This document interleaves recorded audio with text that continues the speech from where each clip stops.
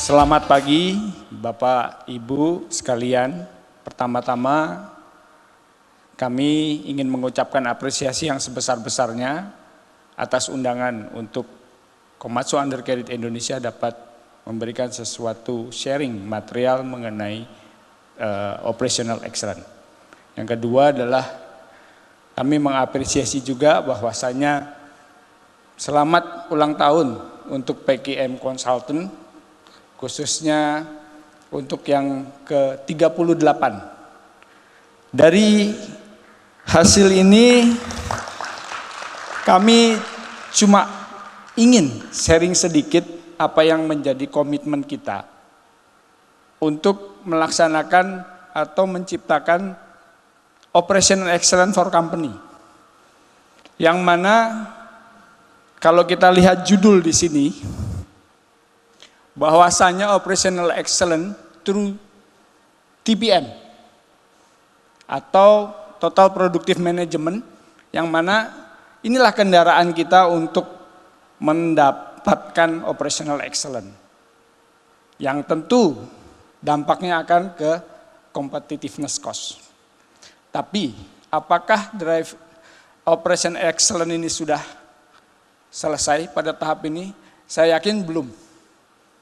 Kita masih butuh waktu lagi untuk mengejar operation excellence itu sampai benar-benar kasarannya tidak ada kata puas. Jadi di sini saya cuma mau sedikit sharing beberapa kegiatan TPM yang sudah kita lakukan dari tahun 2013. Kita mulai dari suatu yang sederhana, yaitu initial cleaning. Salah satu step daripada autonomous maintenance yang harus kita lakukan. Ya, di sini ada sedikit, kenapa kok yang saya pilih gambarnya ini bulldozer D155, yang mana D155 ini kurang lebih kapasitas dari bucketnya kurang lebih 5 sampai 11 meter kubik, tergantung dari tipe yang mana yang kita mau gunakan. Dengan horsepower kurang lebih 350 horsepower. Dan kira-kira panjangnya itu kurang lebih 8 meter, lebar 4 meter. Nah, di sini kenapa ini saya pilih? Karena kebetulan pada saat kita mengimplementasikan TPM untuk Special Award, inilah yang kita jadikan contoh sebagai suatu produk yang kita lakukan improvement melalui cost competitiveness sesuai dengan narasi atau daripada customer voice. Yang mana ini kita lakukan bukan di Indonesia, tapi untuk customer di Middle East. Ya. Selanjutnya ini kira-kira dari outline yang akan saya sampaikan, baik dari pembuka sampai dengan praktek dan pembelajaran yang bisa kita dapatkan. Ya, ini profil company saya. Sebelumnya mohon maaf, nama saya Septianto Catur Pamungkas. Ya, berawal dari seorang engineer yang meniti karir untuk alat berat. Secara garis besar, ini adalah roadmap atau history yang kita buat dari awal pendirian Komatsu Undercarriage Indonesia. Tadi kita bisa melihat di rangkaian company profile yang menyatakan bahwa di company profile itu bahwa Komatsu Undercarriage Indonesia itu awalnya bukan dari satu company, tapi adalah merge dari dua company. Yang pertama itu adalah HUFI, yang pertama berdiri, atau Hokuriku United Forging, yang didirikan di tahun 1992. Oke, mohon maaf tapi sebelumnya bahwasanya histori ini kita buat bahwa pendirian daripada company Komatsu di Indonesia itu adalah tidak terlepas dari alih teknologi. Atau alih teknologi yang kita lakukan adalah dari teknologi Jepang ke Indonesia. Kalau Bapak lihat dan Ibu lihat bahwasanya perkembangan daripada product development kita, dari yang hanya kita membuat suatu komponen yang tidak jadi, atau edit value-nya sangat rendah, atau kita sebut dulu udah blank forging, atau suatu benda yang cuma di forging lalu kita kirim. Tapi sampai dengan perkembangan selanjutnya, bukan hanya kita memberikan alih teknologi, tapi kita juga mendapatkan produk-produk yang memiliki edit value yang lebih tinggi. Seperti kalau kita lihat Bapak Ibu lihat di sini adalah produk-produk itu pun sendiri sudah menjadi suatu komponen yang siap pakai. Siap. Jadi ini sebenarnya kalau untuk perkenalan, mohon maaf, sebenarnya ini adalah kalau di mobil itu ini bannya alat berat, atau linknya, atau chainnya. Nah itu juga ada sepatunya macam-macam. Terus juga ini ada roller, ini adalah guide dari barang itu sendiri ya. Nah di sisi lain bahwasanya kita tidak berhenti untuk melakukan dari yang tidak sedikit edit value menjadi edit value, juga kita melakukan sedikit diversifikasi produk. Jadi dari bannya, nanti kita coba masuk ke final drive atau penggeraknya. Yang mana ini juga memiliki edit value yang sangat tinggi, karena harga jualnya akan semakin tinggi. Once time kita assembling, itu memiliki harga yang sangat tinggi, karena memang ini komponen-komponen ini memiliki teknologi yang sangat tinggi, yang artinya bahwa tidak semudah membuat roda gigi biasa, bukan. Tapi di situ di dalamnya adalah teknologi perlakuan panas atau heat treatment yang kita kenal, forging, permasiningan yang sangat presisi dan lain sebagainya. Jadi secara garis besar bahwasanya Komatsu Undercarriage Indonesia itu berdiri sejak tahun 1992 dengan nama Hufi. Kemudian di tahun 2000 kita juga mendirikan khusus untuk assembling, yaitu Komatsu Undercarriage Indonesia. Tapi kita gabunglah dua perusahaan itu menjadi New Komatsu Undercarriage Indonesia di tahun 2012. Nah beranjak dari situ, setahun kemudian kita menetapkan bahwa Komatsu Undercarriage Indonesia layak untuk melakukan Operation Excellence yang mana kendaraannya adalah TPM. Dimulailah inisial cleaning pertama di tahun 2013. Jadi semua bukan hanya karyawan saja yang turun, tapi dari level Board of Director juga turun melakukan initial cleaning atau pembersihan mesin-mesin yang kita terhadap seluruh mesin yang ada di Komatsu Undercarriage Indonesia. Dengan seperti itu, ini akan meningkatkan rasa awareness dari teman-teman baik di lapangan dari bottom sampai up.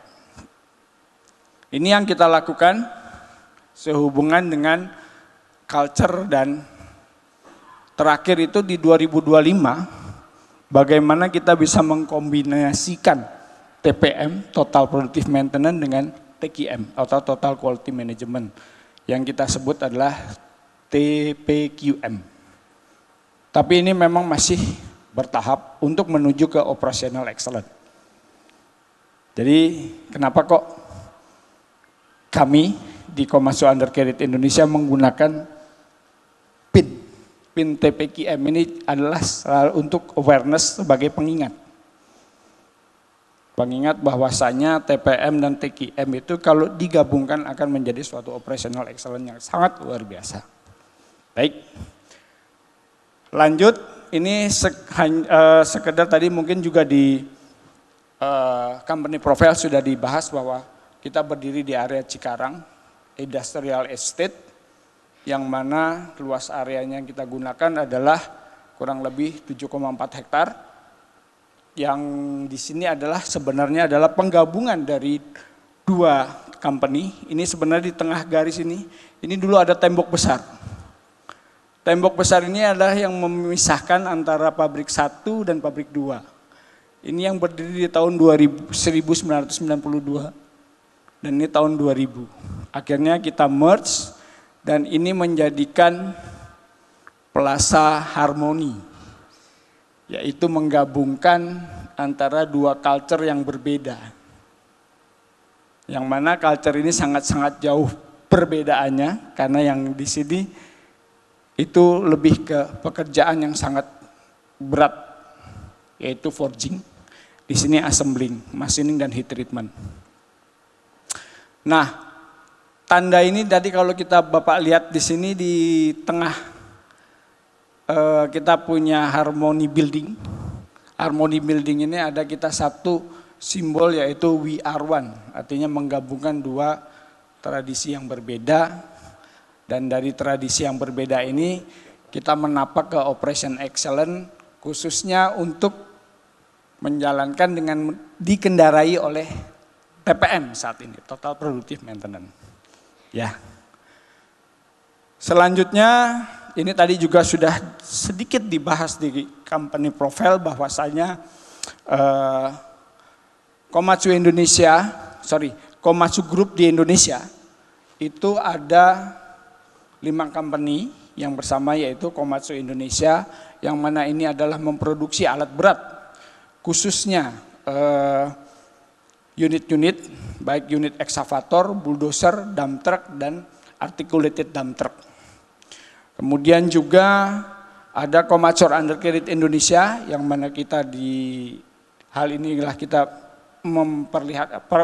mencoba sharing mengenai Undercarriage Indonesia, Komatsu Undercarriage Indonesia.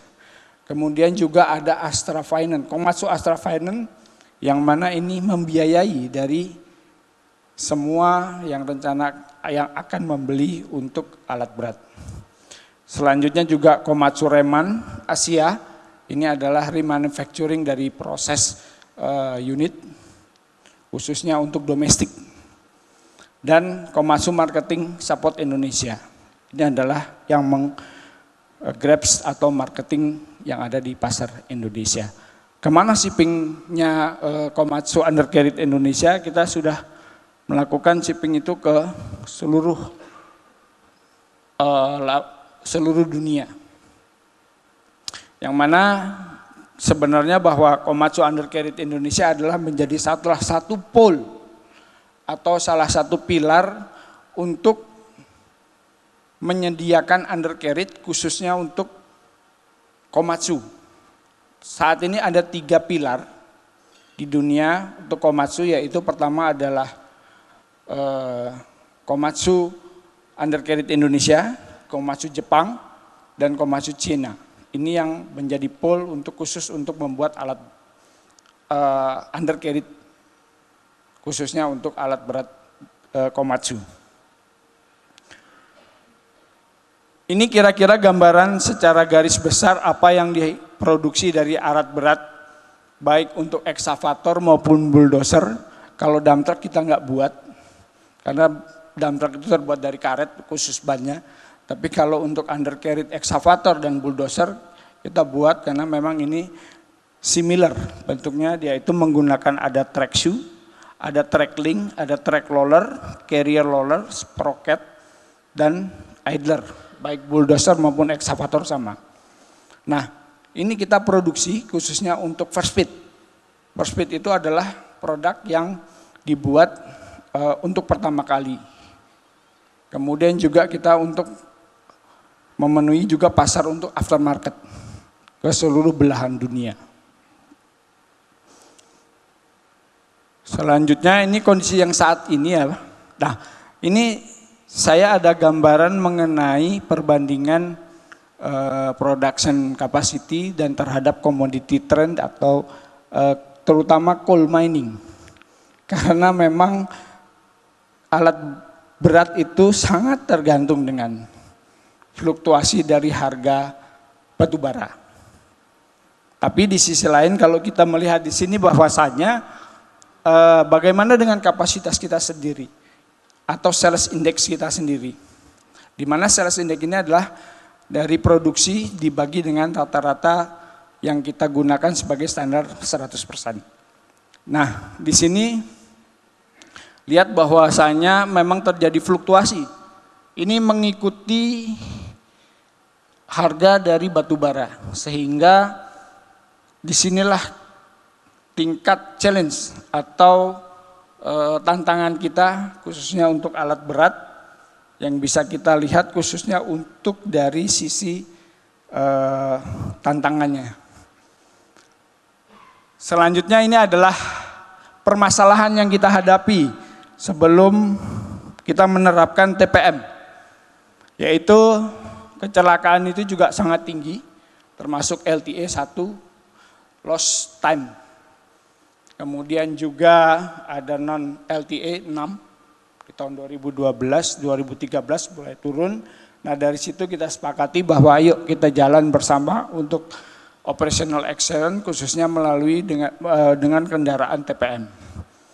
Di sisi lain juga kita juga punya breakdown yang sangat tinggi dari total 293 mesin, tapi kita juga menghadapi breakdown yang sangat besar kurang lebih dalam 1 tahun 25.000 jam. Dan juga fluktuasi dari demand yang ada. Serta nggak kalah pentingnya juga people yang mana demografinya adalah di posisi memang masih produktif. Tapi setelah di merge itu ada sedikit perubahan yang mana orang seniornya lebih banyak.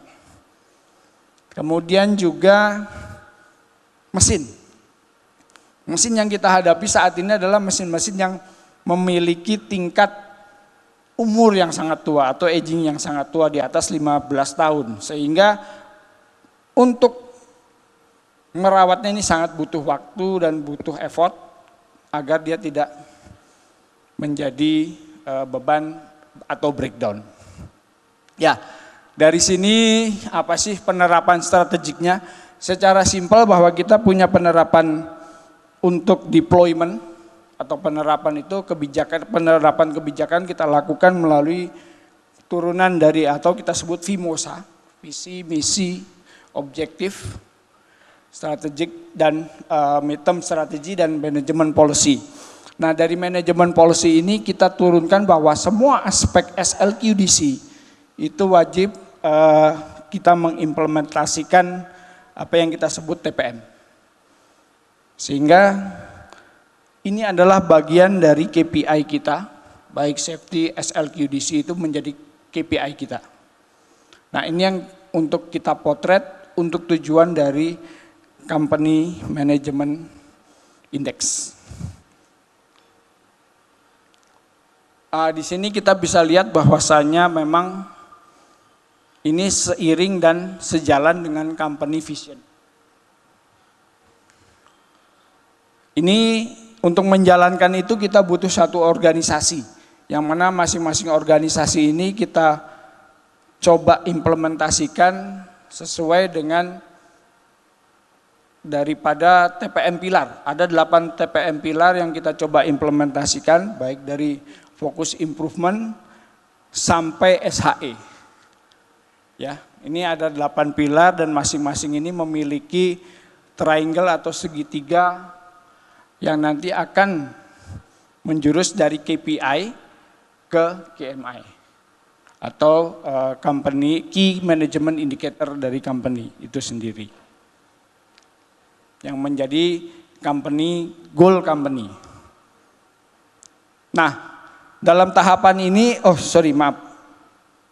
ini saya coba mau sedikit sharing mengenai kalau di TPM itu ada 8 pilar, tapi kalau kita pada saat kita menjalani special award kita menambahkan 1 pilar yang mungkin ini hanya ada yang dilakukan oleh Komatsu Undercarriage Indonesia, yaitu connecting pilar.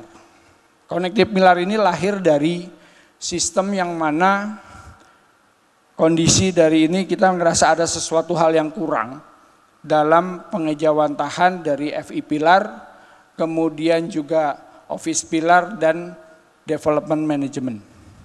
Sehingga kita membentuk itu sebagai wadah untuk memperkuat tiga pilar tersebut. Sehingga di tahun 2025 terakhir kemarin kita melakukan special award khususnya untuk dan kita juga mendapatkan special award di tahun 2025. Nah, posisi tadi apa hubungannya dengan Operation Excellence? Sebenarnya di sini ini tidak ada finishnya ya Pak ya. Tidak ada finishnya untuk menuju Operational Excellence. Sehingga kita tetap bertahap. Yang menjadi patokan adalah sementara ini kita bisa menggunakan ini yang terukur, yaitu world class. Apakah world class ini masih bisa? Ya, masih bisa kita lakukan. Kemudian juga sebagai batasan, tapi tetap kita akan melanjutkan sampai dengan world class manufacturing. Selanjutnya ini contoh dari strategic TPM yang kita lakukan pada saat kita menuju ke special award, yaitu tiga pilar itu FI, Development Management, dan Office Pilar, yang mana masing-masing itu memiliki bagaimana kita memperlebar atau memperkuat market expansion, khususnya untuk beberapa unit yang kita lakukan. Nah, di sini ada 3 cross sourcing dan lokalisasi pengembangan produk baru dan daya saing biaya. Mohon maaf waktunya. Nah, ini sekilas saja. Ini adalah gambaran dari pelaksanaan yang kita lakukan, penerapan dari FI Pilar, kemudian juga breakdown satu-satu khususnya untuk menjawab mana sih yang posisi tidak efisien. Kemudian ini sebagai visualisasi yang kita lakukan. Dari sini akan memberikan input atau ini sesuatu yang layak untuk dijadikan tema improvement.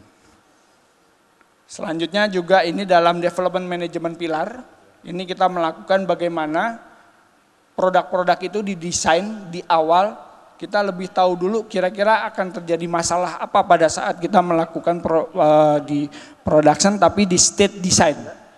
Jadi kita menggrab dengan FMEA.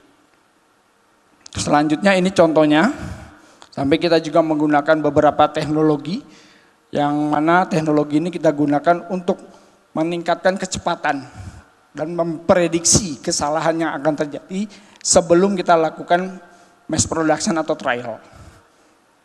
Selanjutnya ini yang gak kalah penting adalah pendekatan menggrabs dari customer voice. Bagaimana customer itu bisa memberikan inputan atau masukan untuk kita agar kita dapat memberikan satu solusi sesuai dengan misi kita adalah provide the best solution for customer. Ini yang kita lakukan.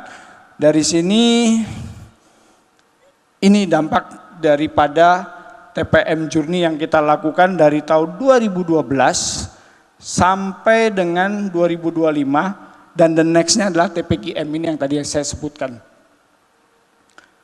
Di sini ada beberapa award yang sudah kita terima, Excellent Award B, Konsistensi, dan Special Award. Nah, bagaimana dengan pencapaiannya? Ini salah satunya contoh adalah dari LCC yang kita bangun dari customer voice, terutama di Middle East. Dan hasilnya juga cukup menarik, karena LCC kita bisa lebih baik daripada kompetitor.